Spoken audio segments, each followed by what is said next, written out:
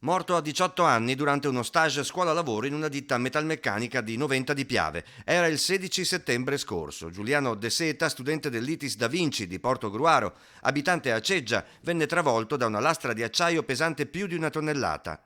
Dato che non era capofamiglia né dipendente della ditta dove era in stage, i suoi genitori per la sua scomparsa non riceveranno un risarcimento dall'INAIL. Non sappiamo ancora niente, abbiamo visto oggi l'articolo e ancora tutto bloccato, non abbiamo niente da dire, scusi se non la posso ricevere. Non seguo io, la segue l'avvocato e mio marito perché per me è un po' difficile affrontare questa cosa. I familiari, nonché il sottoscritto, che li ha informati, erano al corrente del fatto che l'INAIL non avrebbe elargito alcunché, perché non era tenuto a farlo, fin da ottobre dello scorso anno.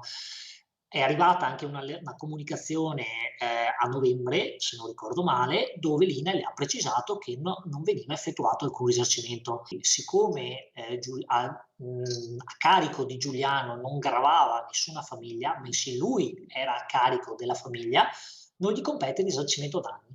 Parlare di risarcimento è assolutamente inappropriato perché si stanno conducendo le indagini. Quindi le indagini dovranno dimostrare a chi attribuire effettivamente le colpe. Sono 4 le persone indagate per quanto accaduto a Giuliano De Seta, il titolare della ditta dove è avvenuta la tragedia, la preside dell'ITIS Da Vinci di Portogruaro, il responsabile della sicurezza e il tutor del giovane in stage.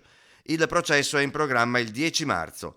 La politica si interessa per questo mancato indennizzo INAIL. Nicola Fratoianni, leader di Sinistra Italiana, si dice arrabbiato e indignato. Per l'INAIL evidentemente la vita di Giuliano De Seta non conta niente e promette di attivarsi perché questa situazione cambi. A Ceggia c'è ovviamente grande sconcerto per la notizia. Mi sembra una cosa un po' assurda che non possano come dire, venire incontro alla famiglia dal momento che ha avuto una perdita molto grande con questo figlio. Mi sembra una cosa ingiusta. Si sapeva che Raggi non era abusivo, per cui come che non era assurda che l'INAIL non possa riconoscere una cosa del genere.